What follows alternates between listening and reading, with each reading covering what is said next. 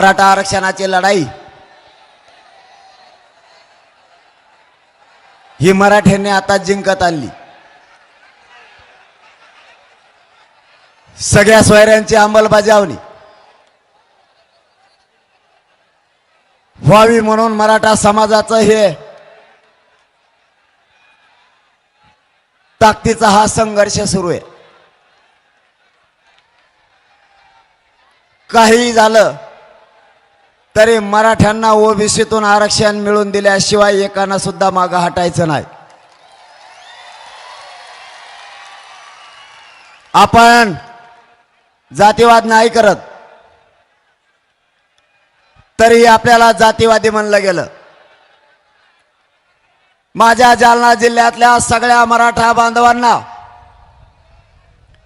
जाहीरपणानं सांगतो, आपण जातीवादी नाहीयेत। आपण जातीवाद केला नाही, आपण फक्त आपल्या लेकराला हक्काचं आरक्षण मागितलंय। आपल्यावरती अन्याय केला जातोय सरकारकडून,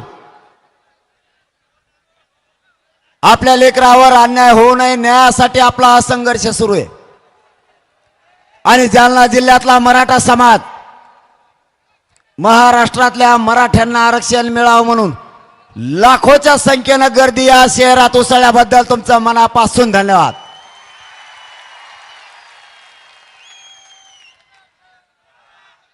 या देशात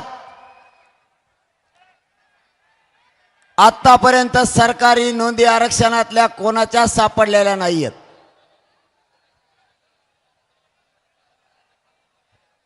या भारत देशात सरकारी नोंदी आरक्षणात फक्त मराठ्यांच्या सापडल्यात।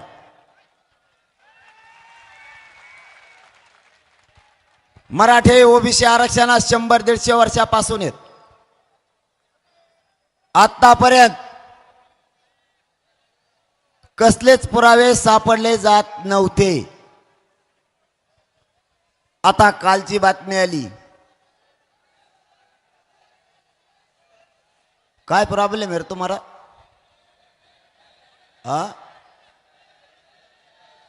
कम खाली बसणार आहे हे आपल्या असले तर खाली बसते आणि येवल्याचे असले तसेच उभं राहते। आपल्या ते खाली बसा म्हणजे आम्हाला कळण येवल्यान कोण आले मग आम्ही कचका दाखवतो तुला। उगा उभा राहिला आणि दुसऱ्याला ताण द्यायला लागला। गाडी बघितली नाही काय दुसऱ्याने कवाच? मागच्या लोकांना पाठीमाग माता मावल्यात त्यांचा तरी विचार करायचा। तुम्ही बिले आरडा करू नका, खाली बस म्हणून गप बस। नाही दिसलं आवाज तर येतोय ना, मग आता आवाजावरच भागायचं सगळ्यांनी। छगन भुजबळचं शिका काही,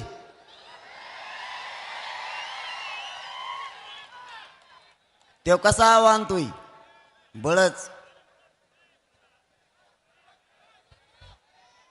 मराठ्यांना ओबीसीतून आरक्षण आता मिळायला लागले। खूप काही मराठे ओबीसी आरक्षणात गेलेत। काल परवाची बातमी आली, सरकारला हैदराबादला 5000पेक्षा जास्त पुरावे सापडलेत। मग आमचं म्हणणंच हे होतं की मराठा समाज आरक्षणात आहे आणि ओबीसी मध्येच आहे, परंतु आमचं कोणी ऐकत नव्हतं। आमच्या समाजाला कोणी न्याय देत नव्हतं। समाजाने कितीही मागणी केली तरी मराठ्यांची मागणी जाणून बुजून पूर्ण केली जात नव्हती। कोणाला पण निवडून द्या तरीही मराठ्यांना ओबीसीतून आरक्षण निवडून आलेलाच मिळू देत नव्हता। भाजपचं सरकार आलं की ते म्हणायचे आम्ही तुम्हाला पहिल्याच आठवड्यात देतो। त्या काँग्रेसचं आलं ते म्हणायचे आम्ही तुम्हाला 15 दिवसात देतो। 70 वर्ष माझ्या मायबाप मराठ्यांचे यांच्या नादानादात गेले। हे आला की देईन, ते आला की देईन, दोघं बी देणार नाहीत। आता नवीनच डाव सुरू केलाय दोघांनी। आम्ही बैठक बोलले की तुम्ही येत जाऊ नका।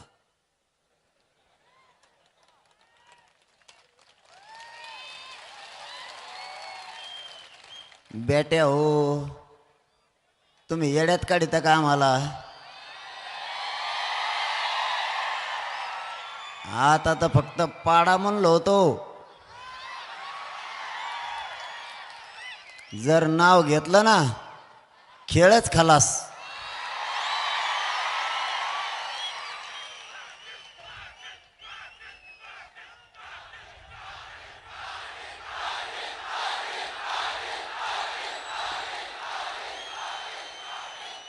माझ्या समाजाचा लढा हा प्रामाणिकपणा नाही. माझा समाज फक्त आणि फक्त स्वतःच्या लेकरासाठी लढतोय. आणि या जालना जिल्ह्यातून या विराट रूपानं लाखोच्या संख्येने जमलेल्या माझ्या मराठ्याच्या साक्षीनं सरकारला मी विनंती करतोय, आम्हाला राजकारणात जायचं नाही. आमचं हक्काचं आरक्षण द्या. अय दादा, करणं झेंडा खाली, तो यासाठी चाललंय एवढं. तो झेंडा वर केला ते लागले आरडायला तिकून. आम्हाला आरक्षण ऐकू दी. आरक्षणात लय जीव आहे भाऊ आमचा. त्यांना फक्त दिसून दे. झेंडा इकडान इकडान, झेंडा पुढे येऊन दे. आम्ही सांभाळतो इकडं. भगव्यासाठीच तर सगळं चाललंय. फक्त मागच्या आरडायला लागलेत म्हणून पुढं दी. इकडं आम्ही व्यासपीठावर धरतो त्या झेंड्याला. काही ना काहीतरी असतंच. पण माझ्या समाजाला आणि आम्हाला राजकारण नाही करायचं. आमचा तो उद्देशही नाहीये. मी या जालना जिल्ह्यात जमलेल्या लाखोच्या संख्येने मराठ्यांच्या साक्षीने सांगतो, राजकारण आमचा वाट नाहीये. राजकारण हा माझ्या समाजाचा आणि माझा धंदा नाहीये.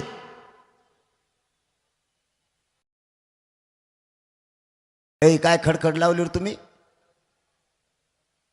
स्वयंसेवकच जास्त आरडा करते काय? शांत बसान राव. मला माहिती आहे तुम्ही सगळे दमलात. तुम्हाला जाणीव ठेवा की सगळे दमलेत. आपल्या आई बहिणी सुद्धा आज 6 घंटे झाले सलग रस्त्यानं तळप त्या उन्हात चालतायत. आपलं आणि सरकारचं काय चाललंय हे आपल्या राज्याला कळणं गरजेचं आहे. आणि आपल्या जालना जिल्ह्यात आंदोलन सुरू आहे. आपल्या जालना जिल्ह्यानं राज्यासाठी संघर्ष अंगावरती घेतलाय आणि शेवटपर्यंत तो कडेल न्यायचा ठरवलाय. आपल्या समाजावर होणारा अन्याय जशी आंतरवाली ताकदीनं समाजाच्या आंदोलनात उतारली, तसं जालन्याला लावून धरलं. आणि महाराष्ट्रातल्या मराठ्यांनी सुद्धा ताकदीनं हा संघर्ष, हा लढा आपल्या हातात घेतलाय. म्हणून राज्यातले करोडोच्या संख्येनं मराठे एक जीवानं एकत्र आलेत. आनंद असू द्या, आनंद असू द्या. प्रत्येक वेळेसच स्वार्थ नको. आपली जात कधी एकत्र होत नव्हती, ती एकत्र झाली. हिचं आयुष्यभर आनंद असू द्या. ही मराठ्यांची जात जर अशीच एकत्र राहिली तर मराठ्यांना काही मिळवायचं असलं तरी ते मिळणार. मराठ्यांपुढं अशक्य काहीच नाही. फक्त एकजूट अशीच राहू द्या. न मिळणार आरक्षण मराठ्यांना मिळायला लागले फक्त एकजुटीच्या जोरावरती. माझी सरकारला या ठिकाणाहून विनंती आहे, मला आणि माझ्या समाजाला राजकारणात जायचं नाही. आम्ही आणखीन तुम्हाला सावध करतोय, तुमच्या हातातून वेळ गेलेली नाही. काय काय नाही, त्यांना काही अडचण नाही. तुम्हाला अडचण आहे दोघाला? तुम्ही दोघं खाली कम नाही बसले? बाकीच्या एक नाही, तुम्ही काय हो खाली? तुम्ही चौघं बी ऐ भाऊ, नाही तुम्ही पुरेवर बोलीत असतो. हे असलं काय कामाचं नाही. आपल्याला सरळ लागतं काय बी. एकाला एक नाही, दुसऱ्याला तिसरा नाही. हे काय कामाचं? मग मी सुद्धा खाली जातो. जाऊ का?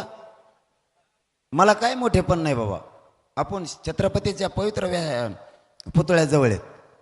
आपल्याला काय मानापानाची गरज नाही. फक्त इमानदारीनं करतोय, तुमचा मुलगा म्हणून करतोय, एवढंच आहे माझ्याजवळ. माझी शक्ती फक्त इमानदारी आहे. तुम्हाला दैवत मानलंय, मायबाप मानलं.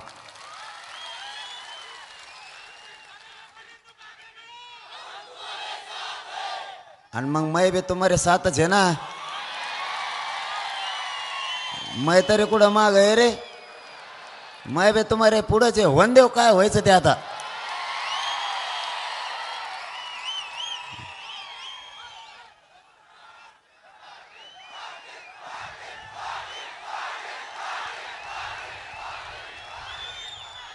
तुम मेरे साथ आहे म्हणून तर संडास लागली छगन भुजबळला.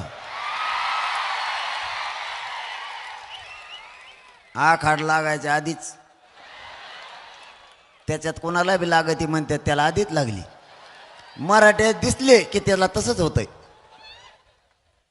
एक झाले की माझ्याजवळ काय नाही. मी तुम्हाला दैवत आणि मायबाप मानलंय आणि माझी निष्ठा मी ऐकत नाही. माझी निष्ठा फक्त तुमच्याशी. हेच काही जणाला खपा नाही. नावच नाही आले. काल मी बीडमध्ये सांगितलेले नावच नाही आले. संध्याकाळी मला नावं येणार होते. काही आपल्यातले तृप्त आत्मे, काही जण सरकारला मिळालेत आणि काही अभ्यासक. काही म्हणलो आम्ही की ज्यांना पचनीच पडत नाही त्यांच्या दुकानं बंद झालेली. काल 12 वाजता आम्हाला नावं येणार होते त्यांची. कोण कोण मिळालेत काहीच नाही. पत्रकार परिषदा घेते नाही तर भाषणं करते, दुसरं काय करते. काय केलंय काय नाही मोहगम सरकारकडून बोलायचं. सरकारला बापच कम मानतात तुम्ही, मला कळा ना. पक्षाला आणि सरकारला, तुमच्या जातीला बाप माना ना. काय मिळायचं ते जातीला मिळल. बरं तुम्ही काही केलं, पत्रकार परिषदा घेतल्या आणि काही केलं, आता नाही नावं कळाले आम्हाला. पण तो भाषण केल्यावर किंवा पत्रकार परिषद घेतल्यावर मग का व्हायना कळलं ना आता कोण येते. आता लय बऱ्या सोडलं आम्ही या असल्या दुकानदाराला.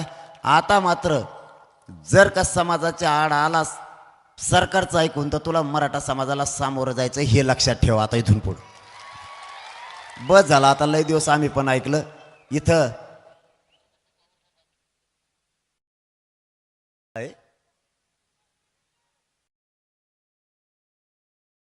त्या सरकार काही ना काहीतरी प्रत्येक वेळेस कारण शोधून काढतंय. बोलतो ना इकूनच. तिकून आल्यावर मग लय अंग दुखत आहे. तुम्हाला काय सांगू मी कसं कसं करतो ना. मग मला माहिती आहे. तरी एकदाच येतो डबल डबल बोलू नका. थोडं उलसिक तिकून जातो. आता लय खेळ पांगलेला आहे मा. आता तुम्हाला काय सांगावं.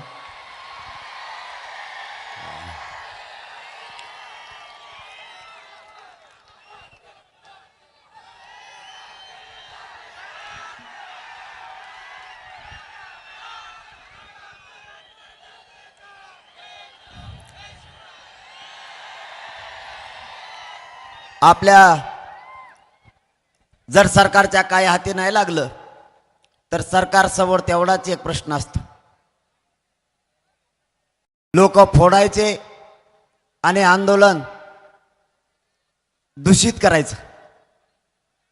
यांनी काही जरी डाव केले, मी मात्र समाजाला आरक्षण मिळवून दिल्याशिवाय सरकारच्या 10 पिढ्या नाही 100 पिढ्या झटल्यात तरी मराठ्यांना ओबीसीतूनच आरक्षण मिळवून देणार.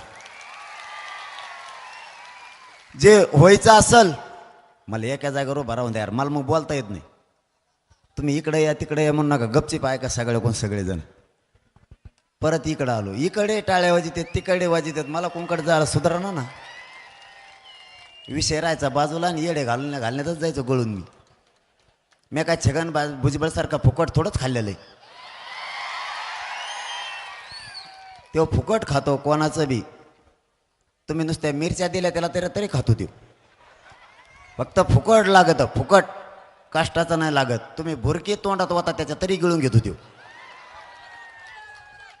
फुकट लागत त्याला, फुकट. सगळ्या सोयऱ्यांची अंमलबजावणी सरकारनं करावी. उद्याचा दिवस त्यांच्या हातात आहे.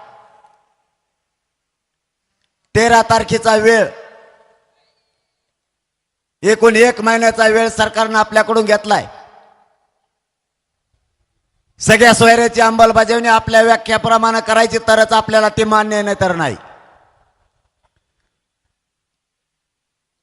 सगळ्या सोयऱ्याची अंमलबजावणी ही 2001च्या कायद्यानुसार 2012च्या कायद्यात सुधारणा करून 2024च्या कायद्यानुसार मराठा समाजाचा समावेश हा ओबीसी आरक्षणात करायचा आहे. म्हणून सगळ्या सोयऱ्याची अंमलबजावणी आपल्या व्याख्येप्रमाणे पाहिजे. नंबर 1. दुसरं, सगळ्या सोयऱ्याची अंमलबजावणी नुसती मराठ्यांसाठी नाहीये. आता तुम्ही सुरू केलं होय, मग बोध केलं तर लोकांनी ना, आता तुम्ही, मी म्हणतो काय दाखवतात का नु.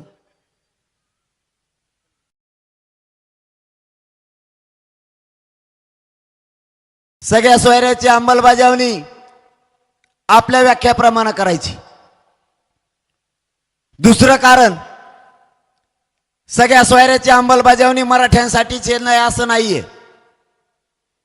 ज्यावेळेस सगळ्या सोयऱ्यांचा अधिसूचना काढायची त्यावेळेस ठरलं मराठ्यांसाठी सगळ्या सोयऱ्याची अंमलबजावणी करू. आता 2012च्या कायद्यात 2001च्या कायद्याचा अधिकार वापरून जर करायची असली तर नुसत्या मराठ्यांसाठी ती सगळ्या सोयऱ्याची अंमलबजावणी टिकली नसती. आणि त्यांचा त्यावेळेस तो डाव होता असं आपल्या लक्षात आलं की नुसती मराठ्यांसाठी जर केली तर ती उडणार आहे. गिरीश महाजनला वाटलं तेच लय हुशार आहे, 15 रुपयाचा बेल्ट. आम्ही सांगताना सांगितलं छगन भुजबळ सारखे आम्ही जातीवादी नाही आहेत. सगळ्या सोयऱ्यांची अंमलबजावणी करायची तर सगळ्या जाती धर्माच्या लेकराला सुद्धा ते मिळालं पाहिजे. सगळ्या सोयऱ्यांची अंमलबजावणी सगळ्या जाती धर्मासाठी करा. आता सगळ्या जाती धर्मासाठी केल्यावर ती उडत नाही. कारण इतर मागासवर्ग, विशेष मागास प्रवर्ग हा सगळ्या जाती धर्मांसाठी. आणि 2001च्या कायद्याचा 2001च्या आणि 2000 कायद्याचा पूर्ण अधिकार वापरून जर 2012च्या कायद्यात दुरुस्ती करायची असली तर इतर सगळे जर घेतले सगळ्या सोयऱ्याच्या अंमलबजावणीत तर ते उडत नाही. आणि उडलं असं गिरीश महाजन म्हणतायत की ते टिकणार नाही. टिकणार नाही तर इतके जेज घेऊन तुम्ही आंतरवालीला आलते कशा. आणि समजा ते उडणार आहे,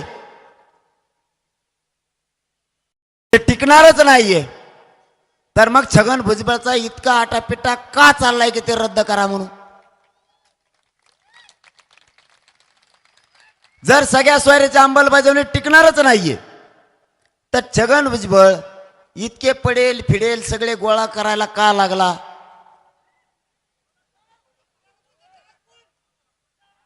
आणि इतके जण जमा करून सगळ्या सोयऱ्याची अंमलबजावणी झालीच नाही पाहिजे यासाठी सगळ्यांनी ताकद लावली. याचा अर्थ ते टिकतंय. बरं ते नाही टिकलं तर या जालना जिल्ह्यातल्या सगळ्या मराठा समाजाला खरं ते सांगतो, ते तुम्हाला सुद्धा मान्य आहे, मराठ्याला काहीही द्या टिकूनच देत नाही. 16% आरक्षण राणे समितीनं दिलं, उडीलं का नाही. 13% आरक्षण दिलं, उडीलं का नाही. आता 10% दिले. मला याच्यात आणखीन एक गोष्ट कळाली नाही, तुम्हाला कळाली असले तर सांगा. राणे समितीनं आरक्षण दिलं त्यावेळेस 16% दिलं. आता जे 13% आरक्षण दिलं 12-13% आणि आता 10%.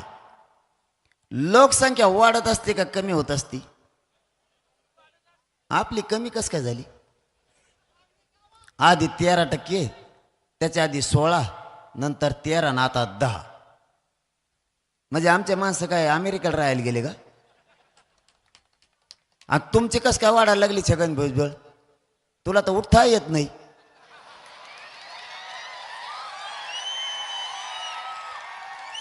तोही 60% लोकसंख्या आहेच कशी. येड सगळ्या दुनियाचं तोही 60% लोकसंख्या आहेच कस काय. तरी आपण गणित लो बरं. 60% ओबीसी, छगन भुजबळ म्हणतो तसंच वागायची इथून पुढं आता. शहाणा माणूस तेवढंच राहिलाय महाराष्ट्रात आता. केस पिकेल प्राणी.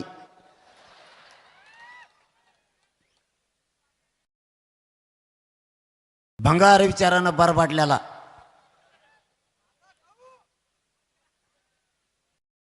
60% ओबीसी, 34% मराठा. किती झाले अहो? 20% SC ST. 150% लोकसंख्या असते का राज्याची? पागल समजतो का छगन भुजबळ तो आम्हाला? त्याच्यात मुसलमान कुठं सोडितो, मारवाडी, ब्राह्मण, जैन हे कुठं सोडितो? हे नाही धरायचे की बेरजीत. काय गणित लावीन त्याचा भरोसाच नाही. देणं घेणं नाही त्याला. काय गणित लावायचं लावून द्या, आपण आपलं बघू. आपला विषय चाललाय सगळ्या सोयऱ्याची अंमलबजावणी आपल्याला पाहिजे. आपण त्याच वेळेस आणखीन एक मागणी केली होती. त्याच वेळेस ज्या वेळेस न्यायाधीश आले होते त्याच वेळेस ज्या मराठ्यांची कुणबी नोंद सापडली त्या नोंदीच्या आधारावर महाराष्ट्रातल्या मागेल त्या मराठ्यांना कुणबी प्रमाणपत्र द्यायचं. कारण दोघांचा व्यवसाय सारखाच आहे. उडली तर आमच्या सगळ्या स्वारीची अंमलबजावणी. काय करतो मग आता? मराठ्यांना किती चांगलं द्या, हे लोक खाऊच देत नाहीत आपल्याला. उडीत येतच ही गोष्ट मराठ्यांनी मान्य करा. काही चांगलं द्या. आताचं 10% आरक्षण ओरिजिनल या. खरं सांगतोय तुम्ही म्हणताना आज काय बोलायला लागलाय. मागासवर्ग आयोगानं मराठा समाजाला सामाजिक आणि शैक्षणिक दृष्ट्या 10% मागास सिद्ध केलंय. 10% आरक्षण हे कोणालाच उडू शकत नाही असं दिलंय. दिलेलं आत्ताचं 10%. पण मागास सिद्ध जर जात एखादी केली तर ते 50%च्या आत 27% आरक्षणाच्या आत घ्यावं लागतं. यांनी 50%च्या वर दिल्यामुळे ते टिकत नाही, म्हणून आपला त्याला विरोध आहे. पण आरक्षण मराठ्यांना मागास सिद्ध करून दिलंय ते 27% ओबीसी आरक्षणाच्या आत घ्यायला पाहिजे होतं. पण त्यांनी ते घेतलं नाही म्हणून आपल्याला ते मान्य नाही. पण एक प्रकारे ग्राह्य धरू ते टिकणार आहे. तरी अंमलबजावणी करायच्या अगोदर कोर्टात गेले का नाही? हे आरक्षण रद्द करावं म्हणून त्या 10% आरक्षणाची अंमलबजावणी होण्याच्या आत कोर्टात याचिका सुद्धा दाखल केली की हे आरक्षण उडवण्यात यावं म्हणून, रद्द करण्यात यावं. म्हणजे चांगलं दिलं तरीही हे मराठ्यांना खाऊच देत नाही. पण किमान तुमच्या सगळ्याच्या बळावर, माझ्या शक्तीप्रमाणे, माझ्या ज्ञानाप्रमाणे मला जितकं निष्ठेनं लढता येईल तितकं मी समाजासाठी प्रामाणिकपणाला लढतोय. मॅनेज होत नाही आणि इकत सुद्धा नाही. पुन्हा लढन काय करू मग आता? जर मराठ्यांशी दगाफटका केला तर पुन्हा पुन्हा लढायची तयारी, आणि ती सुद्धा आपल्या जातीचे लेकरं मोठं करण्यासाठी आपल्याला ठेवावी लागणार आहे.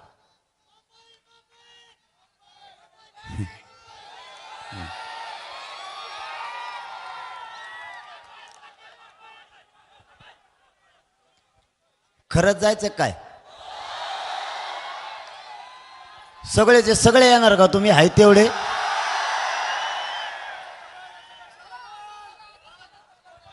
पण तुम्ही एक काम करता का? शांततेत जायचं आणि शांततेत यायचं. तेवढं पाळीत असले तर बघू बघू म्हणलंय मी नाही थोडंच म्हणलोय. तिथं गेल्यावर लय तुम्ही लयची वेगळं करतात. हो ना. आणि मग लयच फजिती ना. मावशी हो तुम्हाला माहीतच नाही आणि काय केलं मला तिकडे गेल्यावर.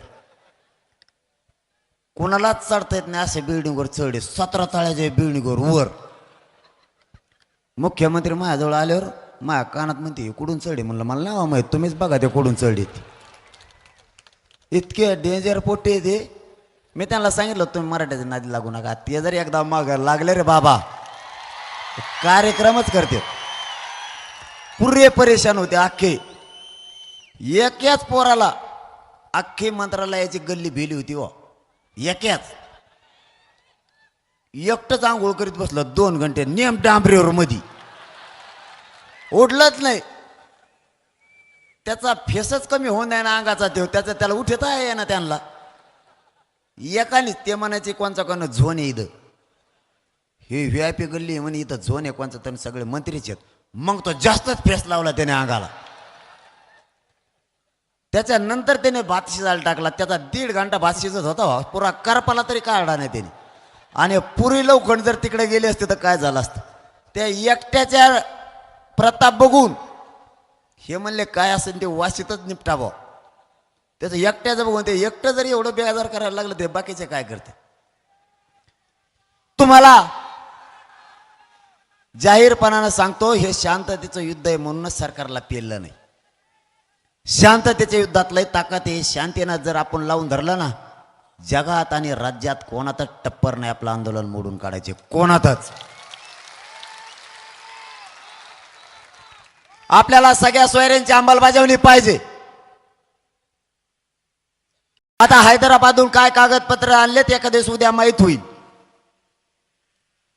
हैदराबादच्या गॅजेटचं सातारा संस्थानचं गॅजेट बॉम्बे गव्हर्नमेंटचं गॅजेट हे लागू झालं पाहिजे ही आपली प्रमुख मागणी 83 क्रमांकाला मराठा आणि कुणबी एकच आहे 83 क्रमांकाचा कुणबी मराठ्यांचा आधार घेऊनच सुशीलकुमार शिंदे सरकारनं 2004 ला अध्यादेश काढला होता की मराठा आणि कुणबी एकच आमचं एवढंच म्हणणं आहे कायदा झालेला आहे कायदा पारित करण्याची गरज नाहीये 2001 च्या कायद्यात 2004 च्या कायद्यात फक्त जो बनवलाय मराठा आणि कुणबी एक आहे त्याच्यात फक्त त्याच्यातल्या अटी शर्ती कमी करा त्याच्यात फक्त सुलभता आणा एवढंच आमचं म्हणणं आहे कायदा बनलेला आहे आता काहीच करायची गरज नाही पण सरकारची मानसिकताच नाही कोणचंही येऊ द्या ते महाविकास आघाडीचं येऊ द्या नाही ते महायुतीचं येऊ द्या मराठ्यांचे लेकरं मोठे व्हावेत एकालाही वाटत नाही तुम्हाला पण तसंच पाहिजे तुम्ही त्याच कामाचे द्या ना निवडून त्यांनाच आता तरी मराठ्यांनी डोळे उघडा महायुतीचे आणि महाविकास आघाडीचे दोन्ही नेते मराठ्यांना ओबीसीतून आरक्षण मिळावं म्हणून बोलत नाहीत दोन्ही पण मग तुम्ही यांना मतदान केलंच कशाला त्यांचे पोरं मोठे व्हावेत म्हणून आपण रात्रंदिवस प्रचार करतो त्यांचा मतदानही करतो त्यांचे पोरं कुठे गेले परदेशात शिकायला ह्या बारीने लोकसभेला आपल्याला काही ठरलं नव्हतं रे नाही तर मराठ्यांनी यांचं काहीच येऊन दिलं नसतं काहीच पण ते लयच गटमटीत खेळ आलता आपल्याला कळणार ना आपले बिले मोकार येतो नुसते उमेदवारच झालेले मोठ्या मतदानापेक्षा कदरून टाकेला मला येईनी कोणी यायचं मला म्हणा तिकीट दी आयला म्हणलं इतके जण उभं राहिलं कसं काय निवडणूक व्हायची व आपल्याला बी कधीतरी जरा आपणही शिका एखादा दगड गोटा दिला तरी म्हणत जाऊ दे एवढी बार हेच आता आपल्या तर रेसच लागती आत्ताच माझ्याकडे मागच्या आठवड्यात मी ज्या तिथं मुक्कामी आहे ना तिथं येतात माझ्या कानात लगेच सुरू होतं मी निवडून येणार बरं का ह्या बरं माझ्याकडे ध्यान ठेवा अरे ध्यान तरी कोणाकडून ठेवतो एका तालुक्यातून 50 जण आले तर इतके म्हणल्यावर का कोण निवडून बदाबद पडते सगळे त्यांनी अशी लाईनच लावली आपले पण कधीतरी समाजाचा विचार करा इतकं राजकारणाचं येड नका लागून देऊ कधीतरी आपले लेकरं मोठे झाले पाहिजे याचा विचार करा बाकीच्यांनी बघा कसं केलंय माझी पवित्र मराठ्यांचे जात असताना तिला डाग लावला जातीयवादी आहे म्हणून कुठं जातीयवाद केला आम्ही आंतरवालीत आंदोलन सुरू झालं आमच्या आया बहिणीचे डोके फोडले गेले तरी आम्ही शांत राहिलो ज्या जातीयवादी अधिकाऱ्यांना आमच्या आया बहिणीच्या डोक्यात बंदुकीचे दस्ते घातलेत ज्याने आई बहिणीच्या पोटात आली छातीत गोळ्या घातल्या त्या अधिकाऱ्याला या सरकारनं बढत्या दिल्यात त्याला जातीवाद नाही म्हणत का अधिकाऱ्याला कशाला जात पाहिजे त्याच्याकडे तर समान न्याय पाहिजे मराठ्यांचे आंदोलक म्हणून त्या जातीयवादी विचारानं बरबाटलेल्या अधिकाऱ्यांनी बारीक बारीक लेकराच्या डोक्यात सुद्धा गोळ्या घातल्यात. आई बाप ज्यावेळेस रक्ताच्या थारोळ्यात पडले होते त्यावेळेस 2-2, 4-4 वर्षाचे लेकर टाहो फोडत होते. रक्ताच्या थारोळ्यात पडलेल्या माझ्या मायबाप मराठ्यांना उचलायला सुद्धा कोणी नव्हतं. कोणी केला जातीवाद? सरकारनं त्या अधिकाऱ्यांना बढत्या केल्यात. सरकार एक गोष्ट लक्षात ठेवा, दिवस बदलत असतेत, मराठ्यांचे दिवस येतील, त्या अधिकाऱ्यांचा सुद्धा हिशोब होणार. बढत्या देत आहे काय? सरकारने तरी मराठ्यांशी न्याय करायला पाहिजे होता. ज्याने अत्याचार अन्याय केला त्यांना बडतर्फ करायला पाहिजे होतं. म्हणजे मार आम्ही खाल्ला. 307 सारख्या केसेस आमच्यावरती, 120B सारखे गुन्हे आमच्यावरती. कोणचा कट रचलाय आम्ही? 353 सारखे गुन्हे आमच्यावरती. तिथं कोणतं शासकीय कार्यालय होतं? 120B सारखा गुन्हा आमच्यावर टाकायला कोणचा सामूहिक कट आम्ही रचला? आम्ही आमच्याच मंदिरात, आमच्याच आंदोलनाच्या ठिकाणी सामूहिक कट सरकारने पोलिसांना रचायला लावला. ते आमच्याकडे आलेत, आम्ही त्यांच्याकडे गेलो नाहीत. 307 सारखे गुन्हे डोके आमचे फुडले. 30 पेक्षा जास्त टाके एका आई बहिणीच्या डोक्यात पडले. तरी 307 सारखे गुन्हे आमच्यावरती. ठीक आहे, बघू, वेळ बदलत असते. तुम्ही तुमच्या जातीसाठी कट्टर आहेत, हा मनोज जरांगे सुद्धा मराठ्यांसाठी कट्टर आहे. हिशोब पुरा करणार म्हणजे करणार, सोडणार नाही एकाला सुद्धा. ज्या थराला जायची वेळ येईल त्या थराला जाईल, पण सोडणार नाही.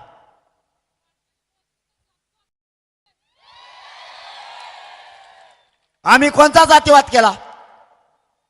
मला माझ्या समाजाशी बोलणं गरजेचं आहे.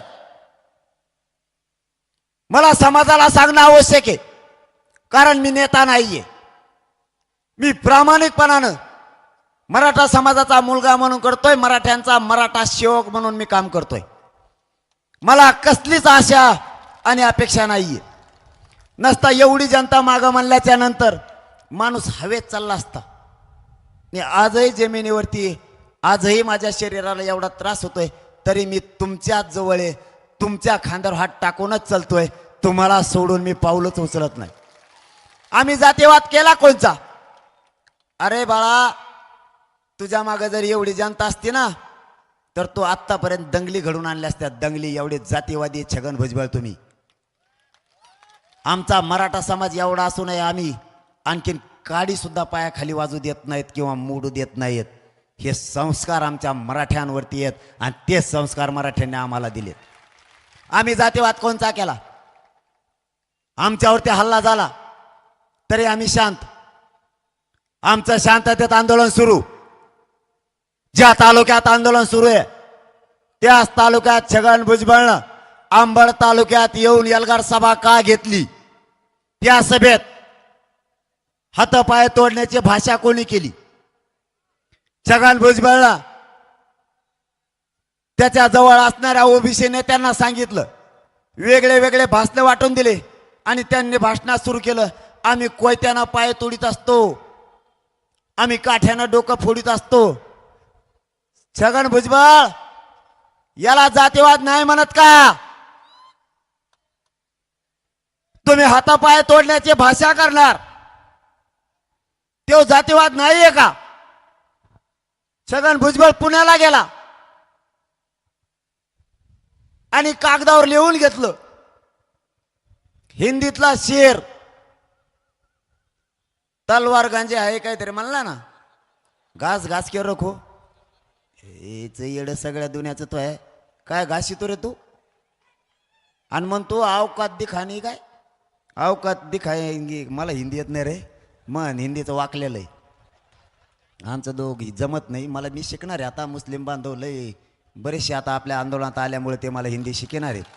हो, मी लय लवकर शिकणार. एकदा का शिकलो ना, देशातला क्षेत्रीय मराठा मी एकत्र करणार. एकदा हिंदी शिकलो, यांचा कार्यक्रमच लावतो देशात.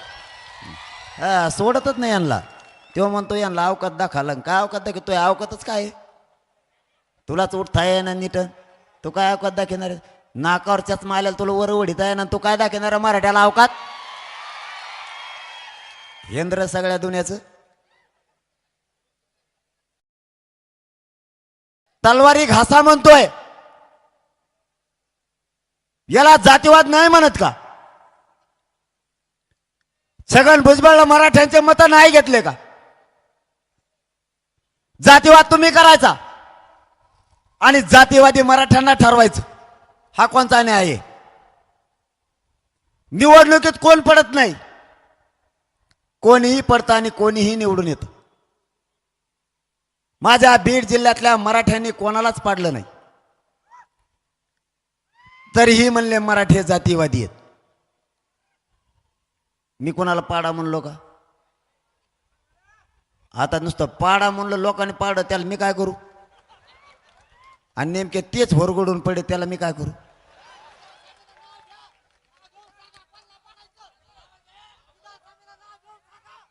नाही, ह्या बारे नावाचे टेन्शनच नाही घ्यायचं.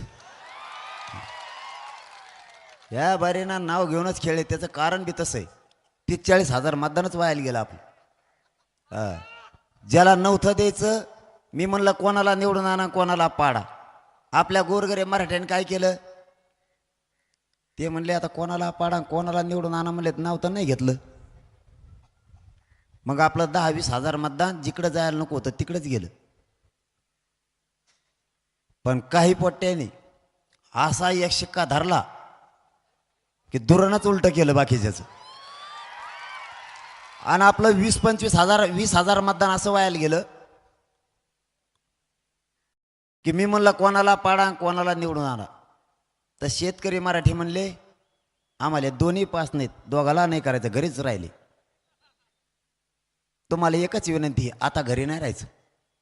कोणाला का करणं होईल, जे ठरण ते ठरण, पण मराठ्यांनी 100% मतदान करायचं. 100%. कितीही दडपण आणू द्या, पोलिसांच्या गाड्या गावागावात लावू द्या, मतदानाला नका जाऊ देऊ तरी जायचं, पण मतदान मात्र 100% करायचं. आपला घरातला उमेदवार उभा राहिल्यासारखं. मोजता मोजता पांढरे डोळे झाले पाहिजे मोजणाऱ्याचं, इतकं मतदान एका बाजून हाणायचं सगळ्यात. 100% करायचं. आपल्या मागण्या मान्य कराव हीच आपली मागणी. मराठ्यांनी कुठेही जातीवाद केला नाही, कधी करणारही नाही, तरी मराठ्यांना त्रास दिला गेला. जातीवादी हे मला एक सांगा, मायबापाव माझी काय चूक आहे? मी कुठं जातीवाद केला? यांची जात यांनी एकत्र आणली, त्यावेळेस ते जातीवादी नाहीत. माझा मराठा एकत्र आला की जातीवाद. ही कोणता न्याय आहे? तुमची जात एक गठ्ठा मतदान करते, त्यावेळेस तुम्ही जातीवादी नाहीत. माझ्या मराठ्यानं एक गठ्ठा मतदान केलं तर आम्ही जातीवादी. तुम्ही तुमच्याच माणसाच्या हातानं पडलात तेव्हा जातीवाद नाही वाटला तुम्हाला. आता कुठं मराठे एका बाजूला झाले तर मराठा जातीवादी. तुम्ही लोकांना धमक्या टाकताय, तो जातीवाद नाहीये का? जे अंतर्वालीत आंदोलन उभा आहे त्याच्या समोरच छगन भुजबळनं आंदोलन बसायला लावलं, तो नाही का जातीवाद? समोरासमोर बसल्यावर वाद होणारच, तरीही मराठ्यांनी वाद होऊ दिला नाही. तुम्हाला जातीवादाच्या जवळपास मी 10 ते 11 विषय सांगितले, आता 12वा सांगतो. मराठ्यांच्या शासकीय नोंदी निघाल्यात, भारत देशात कोणाच्याच निघाल्या नाहीत. ह्या सगळ्या पक्षातल्या ओबीसीच्या नेत्यानं एकत्र येऊन सांगितलंय मराठ्यांच्या नोंदी रद्द करा. याला जातीवाद नाही म्हणत का? मराठ्यांना जी बाजी लावायची वेळ येईल ती लावायची, पण ओबीसीतून मिळालेलं आपलं नोंदी एकही नोंद रद्द होऊ द्यायची ना. मग वेळ प्रसंगी जी लढायची वेळ येईल ते लढायचं. यांच्या आरक्षणासाठी कोणत्या टोकाला जायला तयार आहेत? आपल्या जातीच्या लेकरासाठी, आपले लेकरं मोठे होण्यासाठी आपण का संघर्ष करायचा नाही? हे जर यांच्या जातीसाठी कट्टर असतील तर मीही माझ्या जातीसाठी कट्टर आहे. मला स्वाभिमान आहे, मी मराठ्यांचा आहे आणि माझ्या जातीसाठी मी कट्टर आहे. तुम्ही केसेस घ्यायला भेट नाहीत तर आम्ही पण खोट्या केसेस तुम्ही आमच्यावरती करताय, आम्ही काय भ्यायला पाहिजे? गरज नसताना सगळ्या पक्षातले ओबीसीचे नेते एकत्र आले. याच्यात एकाचीही शासकीय नोंद नाहीये, फक्त मराठ्यांची आहे. आणि थोडे नाही, जवळपास 54 लाख मराठ्यांच्या नोंदी ओबीसीतल्या. हे लहान आकडा नाहीये. मी सरकारला विचारलं होतं, खरं सांगा मराठ्यांच्या नोंदी किती सापडल्या? गप्पा नको. मी गप्पा हाणायचो मराठ्याला आणि तुम्ही हाणायचात मला. आणि मला काय माहीत, जात लय दिसांनी एक झाले, मला काय जातीला खोटं बोलायचं नाही. जे खरं आहे ते मी जातीला सांगणार, मग तोटा असं नाही तर नफा असं. त्यांनी प्रोसिडिंग बुक आपल्याला दिलेलं आहे बैठकीचं. त्या याच्यातल्या बऱ्याच लोकांना माझी भाषा कळती. बैठकीचं शासकीय प्रोसिडिंग बुक त्यांनी दिलेलं आहे की मी मागणी केली ती 54 लाख आहेत का खरं सांगा. तर सरकारने प्रोसिडिंग बुकवर लिहून दिलंय 54 लाख नाही, 57 लाख मराठ्यांच्या नोंदी सापडल्यात. मग तर तीनच धरा त्याला. आता कोणी पण सांगता एका नोंदीवर 40-40, 50-50 प्रमाणपत्र निघाली. मग तीनच धरा तरी 1.5 कोटी आजच मराठी आरक्षणात गेलेले सुद्धा, जाणार येत नाही, गेले सुद्धा. आता सगळ्या स्वारीची अंमलबजावणी झाली तर सगळेच जाणार, कोणीच राहत नाही. त्यातून राहिला तर 4था शब्द कालपासून आपण सुरू केलाय पुन्हा. ज्याची नोंद सापडली त्या नोंदीच्या आधारावर मागेल त्या मराठ्यांना कुणबी प्रमाणपत्र द्यायचं, कारण दोघांचा पण व्यवसाय सारखाच. म्हणून ही शब्द ऐकल्यावर त्या बैठकीला उदय सामंत साहेब होते, लय मोठे मंत्री होते, त्याच्यात धनंजय मुंडे बी होता. धनंजय मुंडे साहेब म्हणले मागेल त्या मराठ्याला. म्हणल्यावर ते सरसकट झालं. म्हणलं मग सरसकटच घेत असतो आम्ही.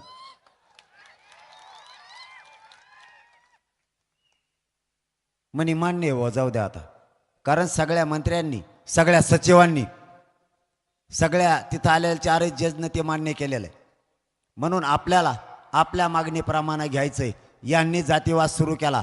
छगन भुजबळनं अंतरवालीच्या समोर आंदोलन बसवलं, त्याला जातीवाद म्हणते. त्याला तिथं दंगल घडायची होती, पण आपण मायबाप मराठ्यांना तुम्हाला सांगतो तिथं दंगल होऊ दिली नाही. कारण आपल्या पण गाड्या तिथूनच जाणार, त्यांच्या पण तिथूनच येणार. दंगल होणार का नाही होणार, तरीही आपण होऊ दिली नाही.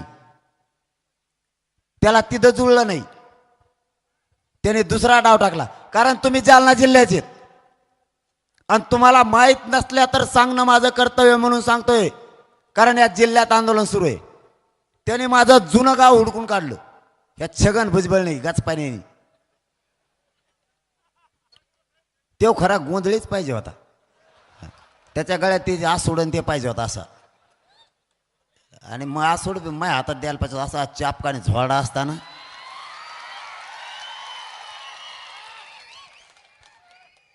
देवेंद्र फडणवीस साहेब इतकं बरबाटलेलं विचाराचं संकट होतेच का? मग इतकं आपिस आहे ते छगन भुजबळ, जिथं जाईन त्या सरकारचा त्या पक्षाचा दिदारच करतय. त्या शिवसेनेचा कार्यक्रम केला त्यांनी, नंतर ते राष्ट्रवादीचा केला, आणि आता भाजपचा सोपडा साप जवळपास त्यांनी करीत आणलाय. आता का थोडे पाडे नाही, त्याच्याच मुळे पडले. आणि जर सरकारनं फडणवीस साहेबांनी त्याच ऐकलं आणि मराठ्यावर जर अन्याय केला तर राज्यात भाजपचं एक बी सीट मराठी निवडून नाही येऊन देत. भाजप संपलं का राहिलं? आणि मग कशाला त्याचं ऐकतो? दिन ढकलून त्याला तिकडं. सगळ्या दुनियाची साडेसाती येते. इतका जातीवादी, जातीनं इतका बरबाटलेला माणूस, घाण विचारानं बरबाटलेला माणूस सोबत ठेवू नये, तरी तो सोबत ठेवलाय. या छगन भुजबळला माझं जुनं गाव शोधून काढलं मायबापाऊ. यांची रॅली आली पाठ 4 वाजता पाठ, आणि आले कधी गाड्या घेऊन रात्री 8 वाजता. कशाला आले तुम्ही इतक्या लवकर? त्यांना सांगितलं होतं दगडफेक करा, तुमच्या गाड्या तुम्हीच फोडा, म्हणजे डाग लावता येईल की मनोज जरांगेनं त्याच्या गावात गाड्याला दगड घालायला लावली आणि दंगल घडवायची. मी तिथं सुद्धा यशस्वी नाही होऊ दिली. त्यांच्या गाड्या फोड्या, पळाले ते, त्यांनी त्यांच्याच फोड्या, तेच पडले भिताडावर, तेच उठले तेच दवाखान्यात गेले, काहीच सापडलं नाही. तिथं बी हरीला आपण त्यांना. आणि खोट्या केसेस देवेंद्र फडणवीसांच्या पोलिसानं आमच्या मराठ्यावर केल्या त्या माझ्या गावात. आता यांनी 3रा डाव का टाकला ते सांगतो. यांना कुठंच जुळलं नाही म्हणून या छगन भुजबळनं त्याचे काही ओबीसीचे नेते त्यांना आंतरवालीत रॅली काढायला लावली. हे तुम्हाला माहित नसेल. आंतरवालीत, कारण तिथं आंदोलन सुरू आहे. तिथं जर तुम्ही गेलात वाद होणार ना. तुम्ही असं हटकून वागताच का? दुसरीकडे पार महाराष्ट्रात जळालं का तुम्हाला? आम्ही जातो का तसं तुमच्या आंदोलनाच्या समोर मराठे कधी बसले का? तुमचं आंदोलन समोरून बसलं, मराठे अलीकून बसले, असं कधी झालंय का? मराठे जाणून बुजून करत नाहीत, फुकट कुणाचा भांडणिकत घेत नाहीत. त्या आंतरवालीतच रॅली काढली, कोणीतरी राग काय म्हणावं म्हणून, आणि मग त्या घाण घोषणा सुरू केल्या. मग त्या घाण घोषणामुळे माणसाला राग येतोच. कितीही मेलेला माणूस असू द्या, कितीही ताकदहीन असलेला माणूस असू द्या, राग मात्र येणार. तुम्ही छाताडावर जाऊन नाचायला लागले म्हणल्यावर राग येणार. तरीही मी मराठ्यांना सांगितलं, शांत राहा, आंतरवालीतल्या एकाही माणसानं माघारी बोलायचं नाही, कारण आपल्यावर ते संस्कार नाहीत. सगळ्याला रॅली काढायचा अधिकारी काढू द्या. त्यांनी काढली छगन भुजबळच्या म्हणण्यावर. ह्या गल्लीतून त्या गल्लीत जाय, त्या गल्लीतून ह्या गल्लीत जाय. मराठे खुशाल भाकरी खाल्ल्या घरात झोपले. हिंड म्हणले तुला कवर हिंडायत तवर. हिंडलं गेलं. काय झालं? अरे का रे बाबा हटकून वागता? हे म्हणणं आहे आमचं. मराठ्यांनी धनगराला कधीच वैर मानलेलं नाही, आणि धनगरांचं आणि मराठ्यांचं काहीच वैर नाही. त्या छगन भुजबळचं ऐकून मराठ्यांचे आणि धनगरांचे चांगले संबंध तुम्ही का खराब करताय? ओबीसीचं आणि मराठ्यांचं काहीच झालेलं नाही. तरी राजकारणापायी मराठ्यांची आणि ओबीसीची का दुश्मनी लावताय? मराठ्यांचं हक्काचं आरक्षण आहे, मराठ्यांच्या नोंदी सापडल्यात. उलट धनगर बांधवांना, सामान्य धनगर बांधवांनी आणि ओबीसीच्या सामान्य लोकांनी छगन भुजबळला सांगायला पाहिजे की मराठ्यांच्या सरकारी नोंदी सापडल्यात, त्यांचा हक्काचं आरक्षण आहे, त्यांना त्रास देऊ नका आणि त्यांच्या नोंदी रद्द करा म्हणू नका. त्यांचं आरक्षण त्यांना मिळू द्या. तुम्ही कशाला फुकट भांडण विकत घेताय असं त्यांना, त्यांच्याच नेत्याला सांगणं गरजेचं आहे. तरीही तो छगन भुजबळ विरोध करतोयच. हरकत नाही, त्यांना काय विरोध करायचा तर करू द्या. तुम्हाला माझी विनंती, आपण आरक्षण ओबीसीतून मिळवणार आहेत, सगळ्या सोयऱ्याची अंमलबजावणी पण घेणार आहेत, कारण आता अंधार पडायची वेळ झाली. तुम्हाला सुद्धा लांब जायचंय. शेवटचं फक्त एवढंच सांगतो, काही झालं तरी ओबीसीतून आरक्षण घेतल्याशिवाय हटायचं नाही. आणि यापेक्षा दुपटीनं जालना जिल्ह्यातला पुन्हा एकदा मराठा एक करायचा, यापेक्षा दुपटीनं आपल्याला ही लढाई जिंकायची. काही झालं तरी ही लढाई जिंकायची म्हणजे जिंकायची. माझा शब्द आहे तुम्हाला, माझा जीव जरी गेला तरी तुमच्या लेकराला ओबीसीतून आरक्षण दिल्याशिवाय मी माग हटणार नाही. मी सरकारला मॅनेजही होणार नाही आणि फुटणार सुद्धा नाही. आयुष्यात तुमच्याशी गद्दारी करणार नाही, हे शब्द तुम्हाला देतो. मी काय छगन भुजबळ सारखा फुकट थोडंच खाल्लेलं आहे. तो फुकट खातो कोणाचं बी. तुम्ही नुसत्या मिरच्या दिल्या त्याला तरी खातो देऊ. फक्त फुकट लागत, फुकट कष्टाचं नाही लागत. तुम्ही भुरकी तोंडात होता त्याच्या तरी गिळून घेतो देऊ. फुकट लागत त्याला, फुकट.